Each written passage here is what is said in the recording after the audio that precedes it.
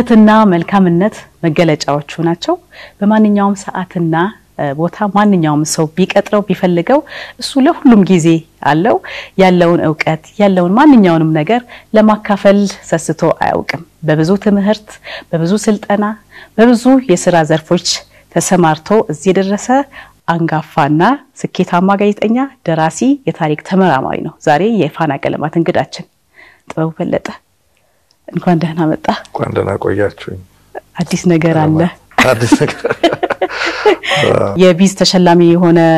መተሃል እንኳን ደስ አለ እንኳን ለዚህ ያበቃ እንኳን አብሮ ደስ አለን እጅግ አድርጌ ነው አመሰግናችሁ ሀገር ውስጥ ማልነበርክም ሰርቪያ ነበርክ አይደለ እንኳን ደህና መጣ ይሄም ደግሞ ቤት አይደለ ፋና ያደክበትም ነውና ብዙ ስራም የሰራህበት ነው ዛሬ ደግሞ ካንተ ጋር የተጫወተን ቆይታ እናደርጋለን በጣም ጥሩ ምን አይነት ሽልማት ነው ቢዝ አዋርድ የሚባል ነው እና የሰርቢያ የቤልግሬድ ውስጥ ያለ ነው የአውሮፓ ኢሮፒያን ፋሚሊ ቢዝነስ አሶሲዬሽን የሚባል አለ እና የአውሮፓ የቢዝነስ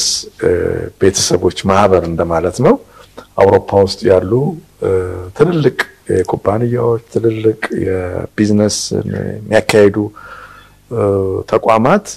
በየአመቱ የኤግዚቢሽኖችን የቴክኖሎጂ ሽግግሮችን የሚለዋወጡበት አብረው የሚነግዱበት ተቋም ነው ያ ተቋም በየአመቱ ያሲዘጋጅ ሽልማት ያዘጋጃሉ በተለያየ መስክ በአለም ላይ ለቢዝነስ አስተዋጽኦ ያበረከቱትን ሸልማሉ እኔም አላቃቸውም ነበር ከዛ በፊት እሺ እና በአጋጣሚ ወደ ደቡብ አሜሪካ ተጋብዤ ሄጄ ነበር እኔ ሌላ አህጉር ከኛ ጋር የሚመሳሰሉ ትንሽ በመልክም ቬኔዙዌላ ማለት ነው እና እዛ የዓለም አቀፍ የኢንተርፕረነርሺፕ ጉባኤ አዘጋጅተው ነበር ሳውዝ አሜሪካዎች ከተለያዩ አገራት የጋበዟቸው እነዚህንም ከሰርቢያ ለካ ተጋብዘዋል ሰዎች እዛ የሰርቢያ ሰዎች እዛ እና እኔ አቀርብ የነበረው ጥናት እዛ ቬኔዙዌላ ሄጄ የሚዲያ ለቢዝነስ ወይም ለንግድ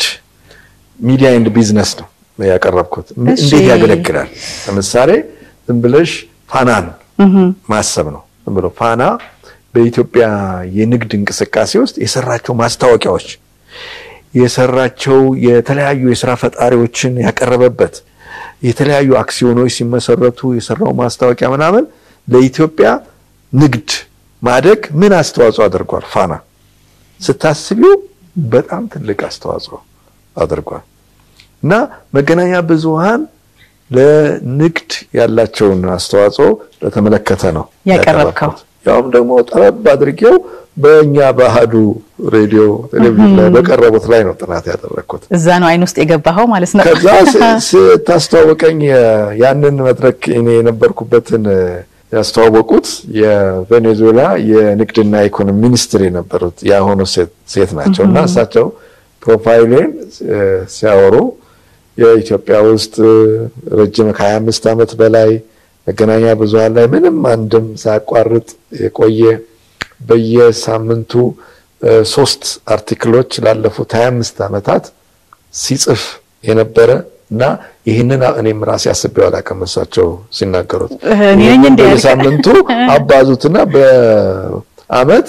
144 ይመጣል በ25 አመት ታባዙት ምናምን እያሉ ሲያወሩ ሰው አጨበጨበ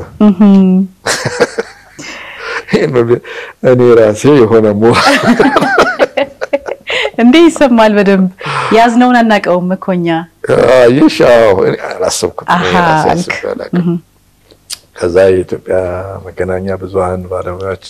ማህበር ላይ 3 አመት በፕሬዝዳንትነት አገልግሏል አሁን የኢትዮጵያ ደራሲያን ማህበር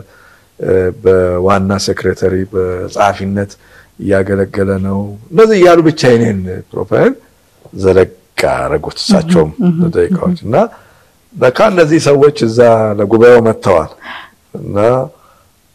ከዛ ይሄን ፕሮፋይልና ከዛ ቀጥሎ ያቀረብኩትን ነገር ሲሰሙ ወዲያው መጥተው ጠየቁኝ ቢዝነስ ካርድ አሉኝ ለማታ በዋትስአፕ ምናምን ይሄን ዳክልን እስኪ እንደዚህ ስለ ሀገር እስኪ አንተ የተቀረስከው ነገር ፋና ላይ ያሉትን ምን ያሉትን ስልክላቸው አማርኛ ነው ምን ግን በቃ ዛጋ በሚያውስ ነገር የበለጠ እየተሳቡ እኔ ደግሞ ሌላ ነገር መስሎኛል በቃ ለማወቅ ስለኔ መስሎኝ አላወቅኩትም እሺ በቃ እነሱ በቃ ለሚዲያና ቢዝነስ ላይ እንደዚህ አይነት ሰው አገኘን ብለው ባላሰብኩት እኔ አሁን አንደኛ ቢዝነስ ሰው አይደለም ራሴ እኔም የገረመኝ እኮ እሱ ነው እንዴት አድርጎ ነው ሽልማቱ እጅ ላይ ገባው እየሳሰብ ነበር እሺ ግን ለካ ለቢዝነስ ሳናውቀው ብዙ አስተዋጽኦ አድርገናል እኔም ያችን ጥናት ሰሰራ ነው ከዜሮ ተነስቶ አንዳንድ አክሲዮኖች አሉ አሁን እና ምንም ነገር ያልነበራቸው መተው በክሬዲት እኛ ጋር በማስታወቂያ ምንም ያልነበራቸው ወደ 500,000 700,000 ብር ያህል በክሬዲት ሄደው ከዛ ወደ ቢሊየን ብር የደረሱአል ስለዚህ ሚዲያ ምን ያህል ፓወር እንዳለው ምናምን እሱን አስረስ ስለዚህ ለካ አስተዋጽኦ አለን ቢዝነሱን ያንቀሳቀስን ነው እኛ ውስጥ ነው ያልገባ በተለይ ደግሞ አዲስ ጣዕም የሬዲዮ ፕሮግራም ፋና ላይ በመሰሩበት ጊዜ ይመስለኛል ቢዝነሱን በደንብ የተቀላቀላችሁ እውነትሽን ነው እዛ ላይም ቢኒ አየሽ ጎበዝ የማስታወቂያ ሰው ነው አዎ እና ብዙ ማስታወቂያዎችን ያመጣል ለምሳሌ በእኛ ፕሮግራም በትንሹ 10 ማስታወቂያዎች ስፖንሰሮች ማስታወቂያ አይደለም ስፖንሰር ያደረጉ ከዛ በላይ ነው ይመጣው ቆይ ሞልቶብናል ነው የሚሉስ ሞልቶብናል ያለ ነው እነዚህ ማስታወቂያዎች እንደውም ለሌላ ነከሌጋ ቢሆኑ ይሻላል ከኛ ይላል ገንዘብን ማለት እኮ እንደዚህ የሚያደርግ ነው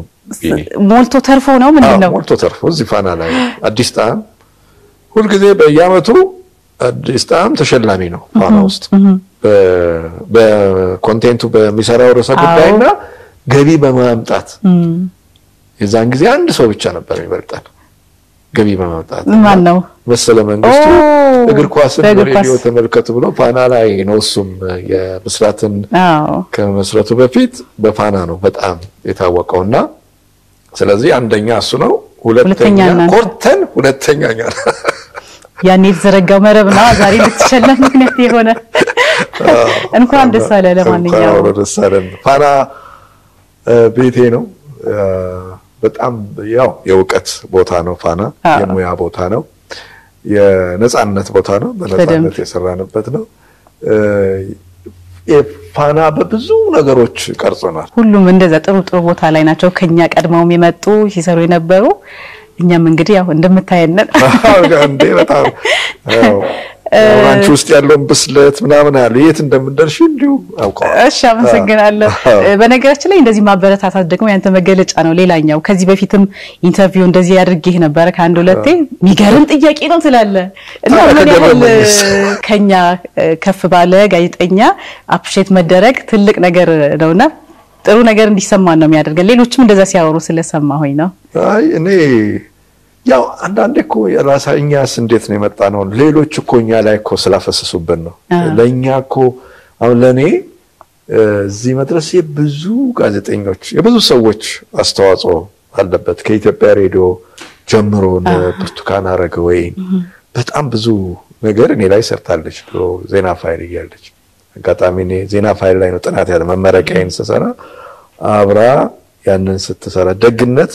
የኃላፊነት ኃላፊ ሆኖ ታች ላለ ገና ፔፐሩን እየሰራ ላለ ሰው ያላትን ክብር ሳይ ስለዚህ እስትቀርጽሻለች ሞዴል ታደርግሻለች በዛ ልክ ነው የምትሰፈረው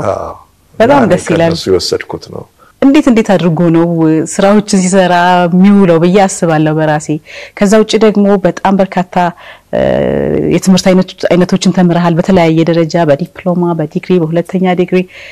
ደጋግመ ጭምር ማለት ነው እዚህ ኢትዮጵያ ውስጥ ብቻ ሳይሆን ከኢትዮጵያም ውጪ ሰዎችን ታገኛለህ ሐሳብ ታጋራለህ ስራ አለ እነዚህን ሁሉ ነገሮች አንድ ላይ አሰባጥሮ መሄድ በ24 ሰዓት ውስጥ እንዴት ይቻላል ጥሩ ጥያቄ ነው ያው ብዙ ሰዎችም ይገርማቸዋል አንዳንዱ ስንት ቦታ ነው ያየውክ ዛሬ ቅድም ምናምን ይላሉ ግን እኔ ደስ ብሎኝ ነው ሙያው ከሙያዬ ጋር የተያያዘ ስለሆነ በጣም ወደው ሙያ ስለሆነ ነው ጋዜጠኝነትና ያው እኔ የሆነ ነገር ትልቅ ነገር ላደርግ ምናምን ብዬ ሰራው ነገር የለም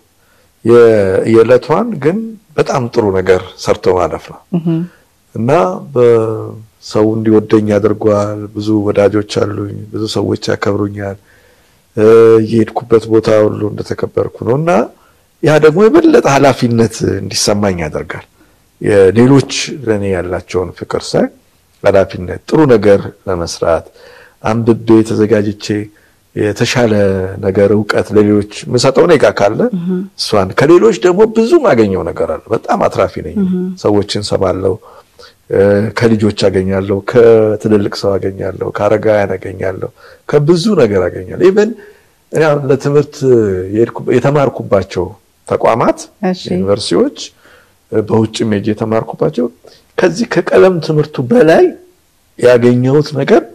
ሰዎችን ነው። ከሰዎች ጋር ታወቀ፣ ሰዎችን አገኝበታለሁ። ሌላ ታሪክ የሄድኩበት ሀገር ስለ ኢትዮጵያ ምን ተጻፈ ምን አለ ከትምህርት ውጪ እነሱን ተቋማት አገኛለሁ። አብዛኛው ዕውቀቴ በቀጥታ ያገኘሁት አይደለም፣ በተዘዋዋሪ ያገኘሁት ይበልጣል። ከሰው ነው ሀብቴ በጣም ለስራህም እኮ ይጠቅምሃል አይደለ? በቀላሉ ማግኘት የምትፈልገውን ሰው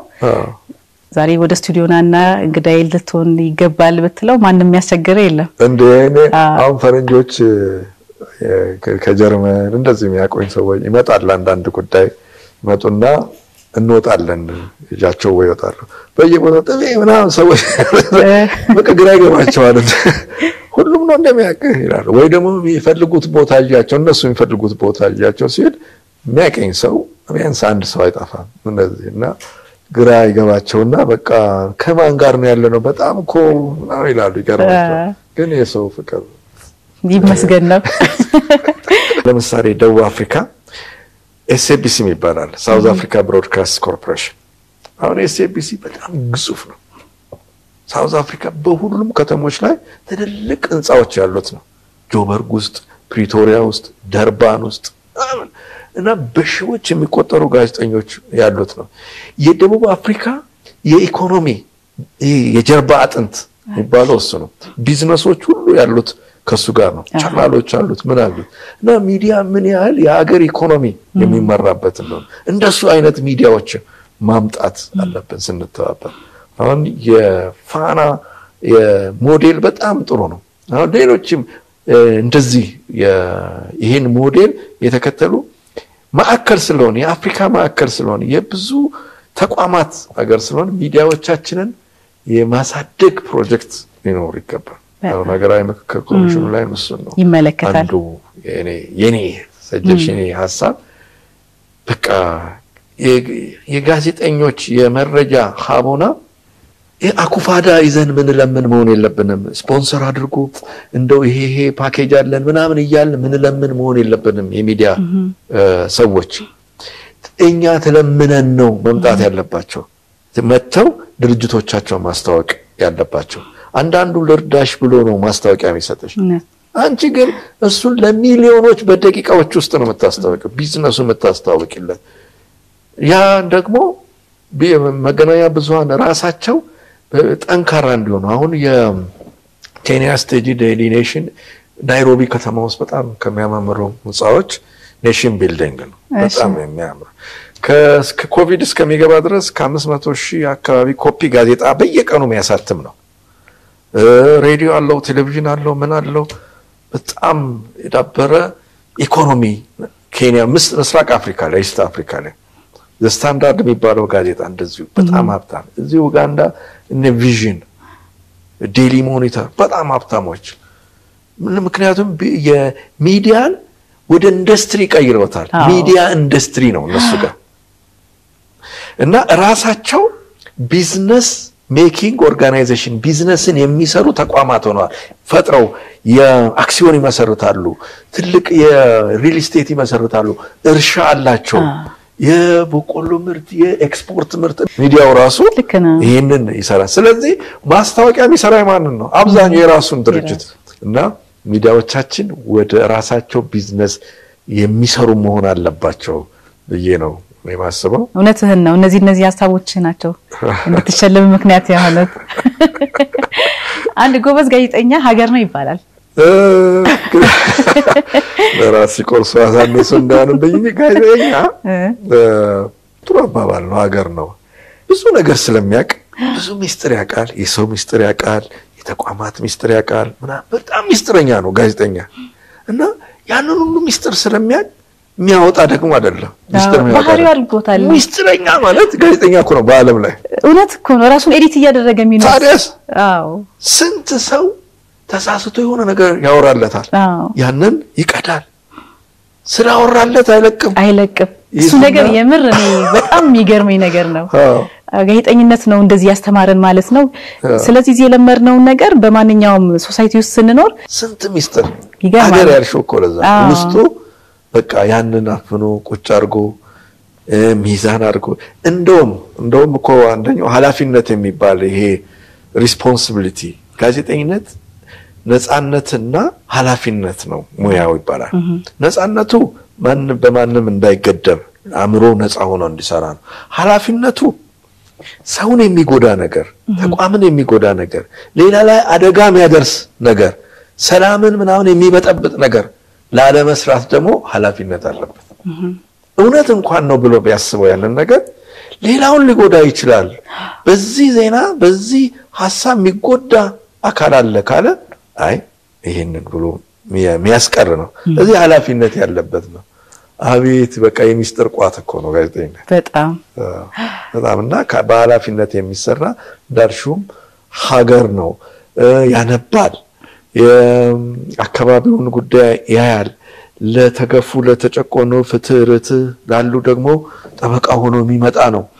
ምን ሆነሽ ነው ምን ሆነ ነው ምን ሆናችሁ ነው እንዲሆናችሁት ከዛ ደግሞ እንዲሆነናል ሲሉ ደግሞ ያንን ያደረገኝ ያለውን ተቋም ሄዶ ደግሞ እንደነዚህ አይነት ሰዎች እንደዚህ ሆነ ምን አድርገው ነው ለምን እንደዚህ ያደርከው ነው ደግሞ ሚዛና የሆኑ እዛ ደግሞ የሚያፋጥጥ የሁለቱን ጉዳይ ይዞ ለህዝብ ለመንግስት የሚያገለግል የሚያመጣ ድልድይ ሆኖ የሚያገለግል ትልቅ ሙያ ነው ጋዜጠኝነት በትምህርት በንባብ የሚዳብር ነው ዝም ብሎ ጋዜጠኛ መሆን አይቻልም ማንበብ አለበት ማወቅ አለበት ንባብ ደግሞ ሁሉንም ነገር ከሁሉም ነገር መረጃ ሊኖር ይገባል በጥልቀት ባታቆም ማንበብ ግን መረጃው ስለምንድን ነው የተጻፈው ከሁሉም ነገር ከሰዎች ጋር ስትቀርብ በቃ ምሉ መሆን አለበት ምሉ በኩሌ መሆን አለበት ናምን የሚለው ነገር ያው ውስጥ የቀረ ዩኒቨርሲቲም ስገባ በጣም ከአንባቢዎችና ከታዋቂ ሰዎች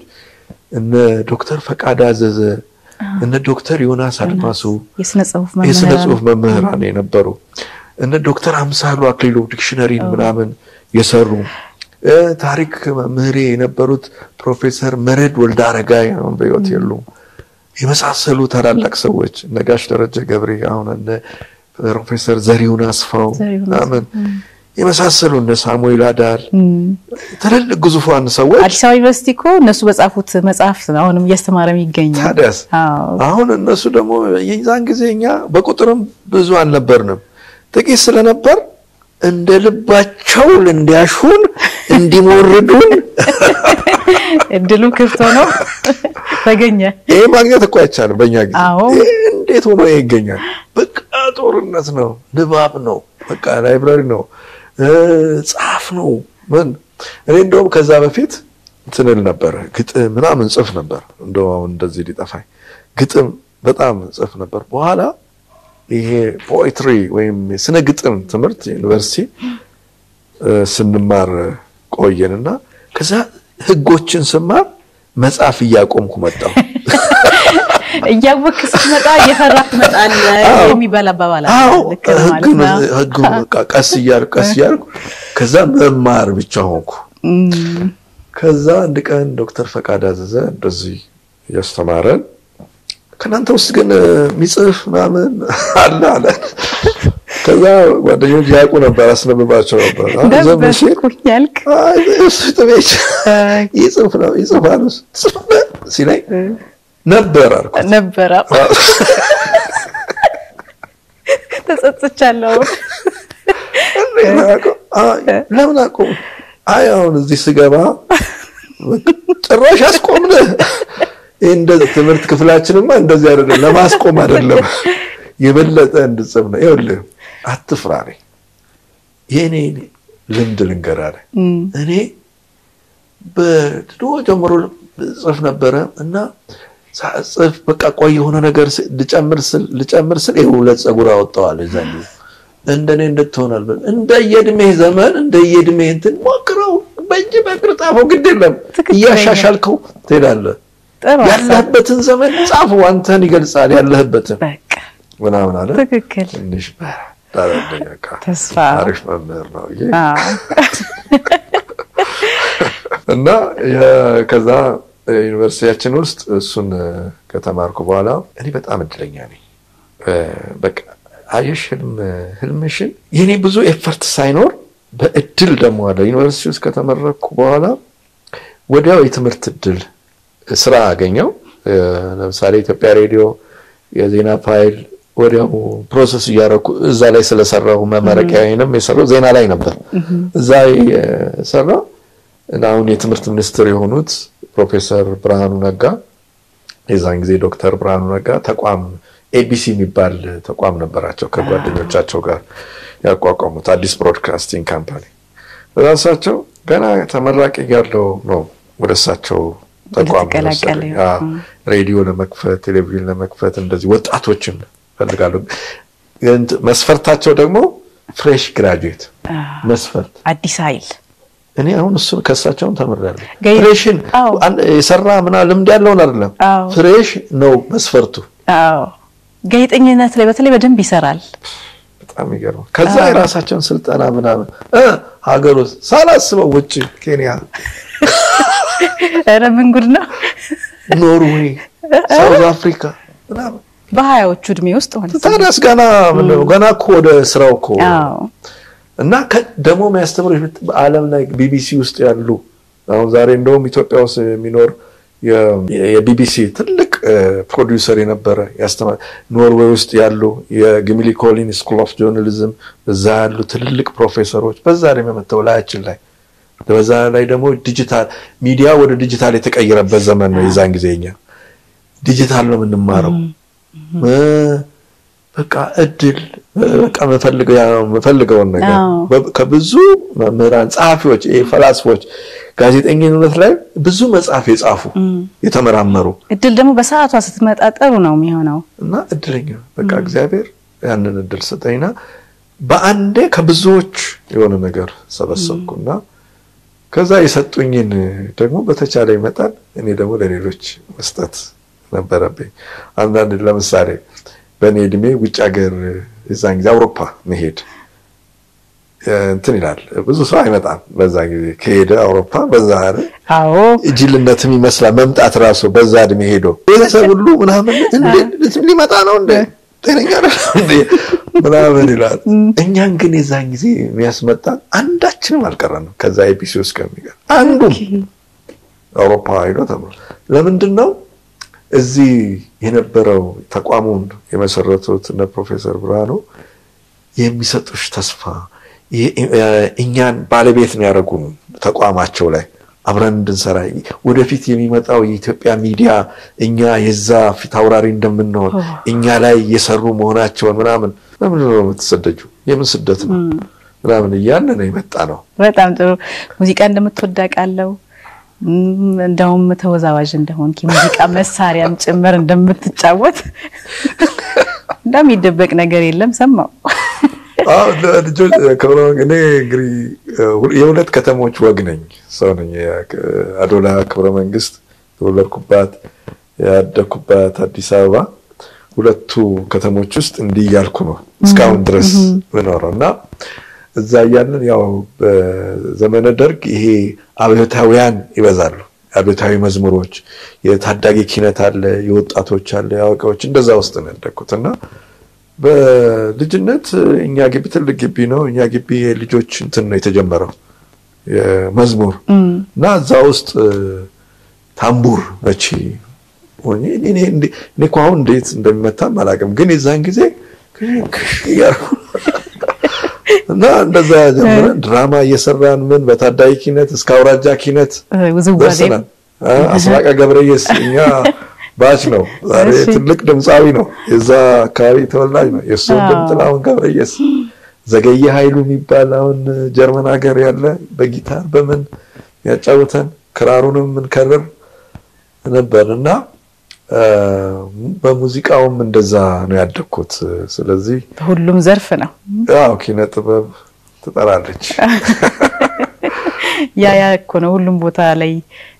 አክቲቭ እንድትሰራ የሚያደርግ ጥቤ በጣም እናመሰግናለን ጥሩ ቆይታ ነው ያደረግነው በሌላ ጊዜ ደግሞ ያው ቤትህ ነው ትመጣለህ እናገኛለን ብለን ተስፋ እናደርጋለን ለሰጠህን ጊዜ እናመሰግናለን ተባረኩልኝ በጣም ነው ማመሰግናችሁ እኔን ያው እንደቁም ነገር የደስታው ደስታችን ነው ብላችሁ ነው ጋበዛችሁን እኔም ደስ ብሎኛል እውነት ለመናገር እናንተም ደስታችሁን የገለጻችሁልኝ ፋና ቀለማት ፋና ቴሌቪዥን ፋና ሬዲዮ አጠቃላይ ፋናን በጣም ነው ማመሰግነው እግዚአብሔር ይስጣችሁ እኛም እናመሰግናለን መልካም ቀን እሺ ተመልካቾቻችን ከጋዜጠኛ ከደራሲና ከታሪክ ተመራማሪ ከሆነው ጥበቡ በለጠ ጋር የነበረን ቆይታ ይሄንን ይመስል ነበር እናንተም ለሰጣችሁን ጊዜ ከልብ እናመሰግናለን ፋና ቀለማት ይቀጥላል